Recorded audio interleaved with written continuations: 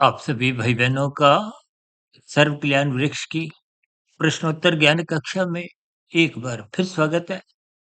आज की चर्चा में किसी भाई बंधु ने प्रश्न रखा है धर्म के ऊपर, क्योंकि धर्म की स्थितियों पर देखिए चर्चाएं तो बहुत होती हैं, लेकिन धर्म का जो एक मर्म है, जो एक वास्तविक स्थिति है, उसको एक संकुचित अर्थों में पूजा पाठ या कुछ और ऐसी सात्विक स्थितियों से जोड़ते हुए, यानी कि उन सभी स्थितियों को कुछ संप्रदाय से जोड़ते हुए इन पर अक्सर चर्चाएं होती रहती। जबकि धर्म का अभिप्राय देखिए, आपके हमारे जीवन में जो धर्म, अर्थ, काम, मोक्ष की जो चार पुरुषार्थ की स्थितियां शास्त्रों में समझाई गई हैं, इसमें शास्त्रों में देखिए धर्म को प्रथम स्थान पे रखा गया है। धर्म का अभिप्राय मर्यादा से है। धर्म का अभिप्राय अपने कर्तव्य पालन की स्थिति से है। धर्म का अभिप्राय धारण करने की उस वृत्ति से है, उस विचार से है, उस सोच से है, जिसके अंतर्गत प्रकृति की बनी हुई व्यवस्था में हम एक समन्वय बना के चले।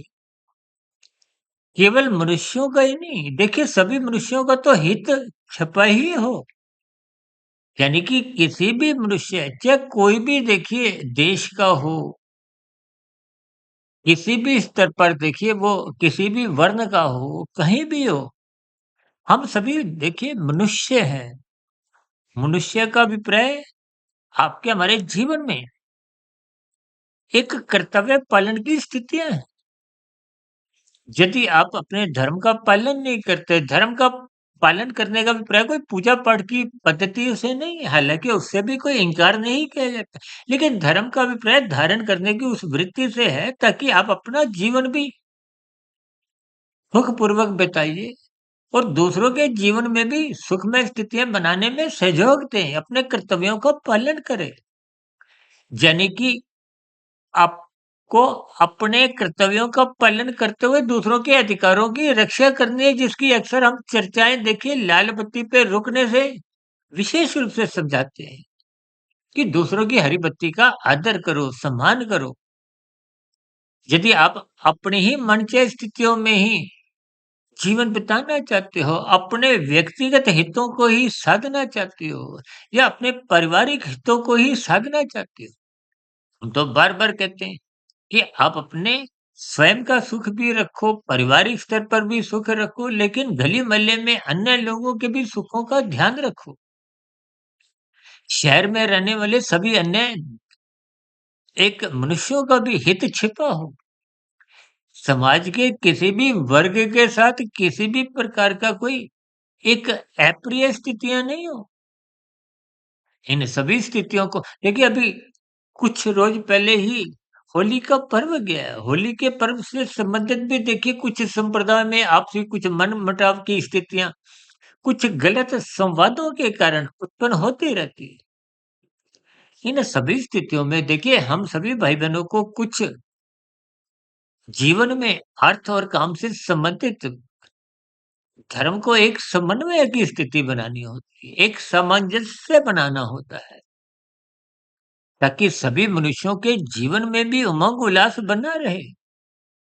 किसी की भी एक व्यक्तिगत स्तर पर कोई एक निंदनीय स्थितियाँ नहीं बनी। आपके हमारे बोलचाल में, आपके हमारे शब्दों के एक बोलने में मधुर वचनों का उपयोग। अभी कुछ रोज पहले ही हमने जो दिवाली के एक हैप्पी दिवाली शब्दों पे भी हैप्पी शब्द को आधार में रखते हुए, देखिए जब स्थितियाँ ताने के स्तर पर होती हैं, तो वो कोई विशेष आपके हमारे जीवन में कोई अच्छे संस्कार बना नहीं पाते। जब तक मन बुद्धि के स्तर पर, देखिए मन बुद्धि के स्तर पर आपके जब विचार शुद्ध होते हैं, तन के स्तर पर आपकी क्रियाएँ शुद्ध होती हैं, मानसिक स्तर पर भी आपके एक मधुर भाव होते हैं, तो फिर वो कार्यशील में शुभ संस्कार बनते हैं। जब भाव अच्छे होते हैं तो कर्मशः भी बुरा बनने का तो प्रश्न ही नहीं उठता। हम तो बार-बार कहते हैं, अन्य मनुष्यों के हितों की अवहेलना मत करो। अभी हम कहते हैं लाल बत्ती पे रुको, दूसरों की हरी बत्ती को मत खाओ, दूसरे का हिस्सा मत खाओ।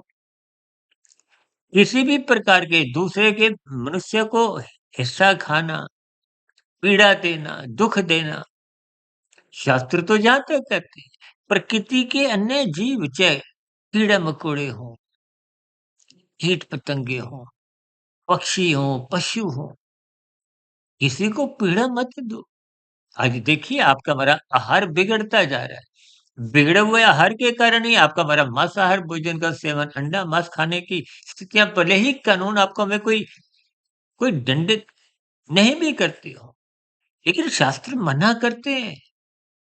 धर्म प्रथम स्थान पे रखो, धर्म का अभिप्राय ये है कि किसी भी जीव को पीड़ा मत दो। अपनी जीभा के स्वाद के लिए पशु-पक्षियों की हत्या मत करो। भले ही कानून आपको हमें कोई दंड नहीं देता, कोई पुलिस विभाग द्वारा आपको पकड़कर कोई न्यायालय में पेश नहीं भी किया जाता, तो भी आपका हमारा देखिए पाप कर्मों का कर्मशः तो बढ़ता जाता है, क्योंकि शास्त्र मना करते हैं। शास्त्र किसी एक व्यक्तिगत स्थिति के लिए नहीं, पूरे मनुष्य जीवन के लिए। हम सभी मनुष्यों का एक जीवन जीने के दिशा निर्देश हैं। क्या करो, क्या नहीं करो। शास्त्रों में तो स्पष्ट शब्दों में कहा गया ये करो, ये मत करो। और इन स्थितियों को आप यदि ज्ञानपूर्वक नहीं सुनते, तभी तो बार-बार शास्त्र कहते हैं सत्संग करो, सत्संग करो। सत्वगुण का संग करो, बुद्धि रूपी बल्ब को जगा के रखो, विवेक शक्ति जगाओ। मन को मनमर्जी की स्थितियों में, मौज-मस्ती की स्थितियों में मत जाने दो। देखिए, ये भोग विषय की स्थितियाँ आपको में एक फिसलने की स्थितियों में ले जाती है। और फिसलना का मतलब क्या है? तमोगुण में गिरना। जब रजोगुण सत्वगुण की लगाम छुड़वा लेता है, जब सत्वगुण की लगाम कमजोर होती है, जब धर्म की स्थितियां कमजोर होती हैं, तो फिर ये अर्थ और काम नाचने लगते हैं। इसलिए बार बार हम अपनी चर्चाओं में कहते हैं धर्म की चार दीवारी इतनी मजबूत बनाओ, इतनी ऊंची बनाओ कि कहीं भी ये अर्थ और काम नाचे नहीं। आज आपके हमारे अर्थ और काम नाचने लगे हैं। नाचने का अभिप्राय क्या है? कि आपकी हमारी भोग इच्छा 24/7 छलांगे लगाती है। ये भोग विषयों की जो इच्छाएँ छलांगे लगाते हैं, उसके फलस्वरूप आपके हमारे धन कमाने की, अर्थ कमाने की स्थितियाँ बिगड़ती जा रही हैं। उसमें झूठ, छल, कपट, ठगी, हेरा-फेरी, अनैतिकत कार्य करते हुए आजकल तो देखिए राजनीतिक गलियारों में भी कुछ घोटालेबाज़ी की स्थितियाँ होती हैं। ये छोटे रिश्तों का इस्तेमाल होने में जितने भी अपराध होते हैं, ये आपका हमारा कर्माशय बिगाड़ते हैं। फिर कर्मफल सिद्धांत के अनुसार बनी हुई कर्माशय की स्थितियाँ हैं।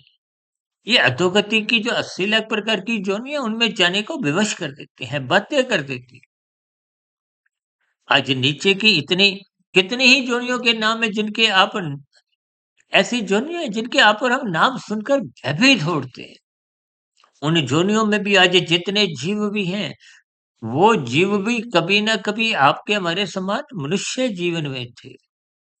इसलिए बार-बार कहा जाता है सत्संग करो, सत्संग करने से ही धर्म प्रथम स्थान पे बना रहता है। आपको में अपने कर्तव्य कर्मों का बोध बना रहता है। क्योंकि दूसरों के अधिकारों की रक्षा तभी हो पाती है जब आप अपने धर्म का पालन करते हैं। इन सभी स्थितियों को आपको में ज्ञानपूर्वक समझना होगा, यानी कि अपने मिले हुए जीवन का सदुपयोग करते हुए कहते हैं ना, जियो और जीने दो। इसीलिए हम साथ में कभी-कभी ये भी कह देते हैं यातायात के नियमों का पालन करने के संदर्भ में कि जियो और जीने दो के साथ-साथ चलो और चलने दो। कभी-कभी आप और हम देखिए अपने वाहन चलाते हैं तो कुछ ऐसी परिस्थितियाँ बना देते हैं कि दूसरे वाहन चालकों के लिए अवरोध उत्पन्न करते हैं। कुछ अनियमितताओं के अंतर्गत देखिए कभी-कभी लाल बत्ती होते-होते भी कुछ लोग चलते जाते हैं तो वो चक्का जाम हो जाता है। 10 मनुष्य इन यातायात के नियमों का उल्लंघन करते हैं, उनको देखा-देखी 100 और भागते हैं, तो वो चक्का जाम बहुत ही असहज स्थितियाँ उत्पन्न हो जाती हैं। तो फिर ऐसी स्थितियों में देखिए, आपका हमारा पाप कर्म गुणात्मक रूप से बढ़ता है, इसलिए पाप कर्मों से बचने के लिए धर्म को प्रथम स्थान पे बनाए रखो। अन्यथा ये अर्थ और काम बिगड़ते जाते हैं, बिगड़ते-बिगड़ते आपका हमारा क्रमशः बिगड़ते हैं, आपके हमारे संस्कार बिगड़ते हैं और बिगड़ा हुआ क्रमशः संस्कार पुनः मनुष्य योनि की प्राप्ति दिलवा नहीं पाता। इस सच्चाई को, इस कर्मफल सिद्धांत की स्थितियों को आप और हम जितने-जितने गहरे तल पर समझते जाएँगे, उतना-उतना हमारे जीवन में सहज ही सात्विक कर्म होने लगेंगे। हम पाप कर्मों से बचने लगेंगे और सात्विक कर्म जब मजबूत स्थिति में होते हैं, तो फिर धीरे-धीरे आपकी हमारी जो एक स्थितियाँ हैं, वो कर्म जो, ज्ञान जो, भक्ति जो की बनते हुए हमारा मिला हुआ जीवन सफलता से आगे सार्थक दिशा की ओर चलने लगता है। आध्यात्मिक उन्नति के दरवाजे खुलने लगते हैं। ऐसी सभी सात्विक शुभ स्थितियाँ ये जीवन में भी बने। इन्हीं शुभकामनाओं के साथ चर्चा विशेष को यहीं विराम देते हैं। कल सुबह फिर मिलते हैं ब्रह्म मुहूर्त ज्ञान उपदेश कक्षा में। तब तक आप अपने आध्यात्मिक मित्र सुधीर भाटिया फकीर को इजाज़त दें। कि मन में भी कोई प्रश्न हो, कोई मेरी कही की बातों पर आपकी कोई आपत्ति हो, शिकायत हो या आपके मन में कोई सुझाव हो, इन सभी स्थितियों का नीचे दिए गए कमेंट्स बॉक्स पर सदा ही स्वागत है। चर्चा विशेष को ध्यानपूर्वक, धैर्यपूर्वक और गंभीरतापूर्वक सुनने के लिए आप सभी भाई-बहनों का बहुत-बहुत धन्यवाद।